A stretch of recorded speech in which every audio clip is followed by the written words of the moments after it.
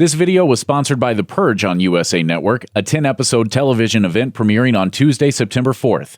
Will you hide or will you seek? Tune in to USA Network every Tuesday to make your choice and seal your fate. You don't need us to tell you that there's too much to watch these days. Even months before Halloween, 2018 had already delivered a number of standout horror movies, many of them flying under the radar, so we've collected our favorites. For one reason or another, all of them were overlooked, but they're all worth a second chance. Terrifier. Sometimes a horror fan wants something intellectual, and sometimes you just want to watch people run from an insane clown. Trashy, exploitative, and mean-spirited, Terrifier is the sort of movie that's meant to be discovered on a beat-up VHS tape. Except instead of being pumped out into dollar theaters in the 80s, it was somehow released in 2018.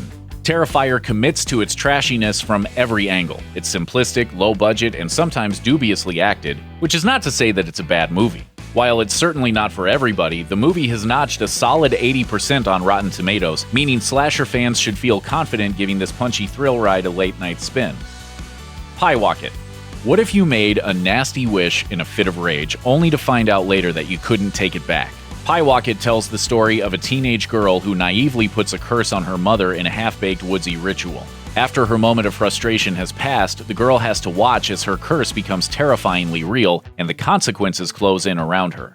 Pyewacket is a movie from the slow burn school of horror, favoring mood over scary moments and a sense of dread over jump scares. Elevated by strong performances from its mother and daughter leads, the movie sports a concept relatable to anyone who's ever been a teenager, especially a teenager who's made a big mistake or two. Wildling. Wildling isn't just an underappreciated horror movie. This unsung character study is one of the best movies of the year. The story of a young woman raised in captivity who enters the real world as a teenager, it's a feral child story that takes its premise very literally. A supernatural horror movie, Wildling brings out its fantastical elements slowly, drawing you into its world of believable characters well before it reveals what it really is. It's a movie that tests your allegiances as a viewer, with your sympathies constantly shifting as the circumstances change. It's also a movie of adolescent self-discovery with a particularly wild twist. Starting like a supernatural version of the movie Room, Wildling basically turns into Predator by its third act, an appropriate transformation given the subject matter. Revenge. Left for dead in an isolated location, a young woman is forced to hang on to her life as the criminals who nearly did her in come back to finish her off for good. Over the course of Revenge, she turns from a carefree hedonist into a vengeful destroyer. The circumstances of her near-death experience are so brutal and unfair, you've never wanted to see the bad guys get what's coming to them as badly as you do here. A vicious, adrenaline-pumping look at savagery and survival, Revenge is not a comfortable watch, basically being a cross between 127 Hours and I Spit on Your Grave. But if you've got the guts to watch it, it's a trip well worth your time. The Strangers Prey at Night. A surprise hit when it invaded theaters in 2008, it took the producers of The Strangers a decade for a follow-up to be realized. Enthusiasm for the first movie faded in the time between releases, and the sequel landed in theaters with a much more muted splash. But fans of the original Strangers shouldn't ignore this second go-around, which may be better than the original.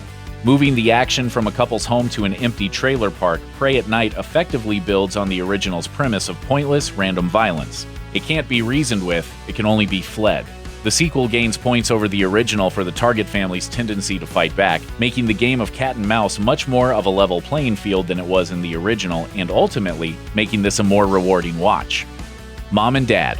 Written and directed by Brian Taylor, one half of the directing duo that brought the world the Crank movies, Mom and Dad is a look at the most out-of-hand family squabble you've ever seen. It's as though they took a mundane argument between parents and their children, added Nicolas Cage, and, well, made a Crank movie out of it. Simple and brutal, Mom and Dad is a cathartic and chaotic horror comedy with all the best Nicolas Cage weirdness you could ask for, up to and including an enraged performance of the hokey pokey that involves a sledgehammer. It's not every filmgoer's favorite flavor, but if you're still with this video, you're probably the target audience.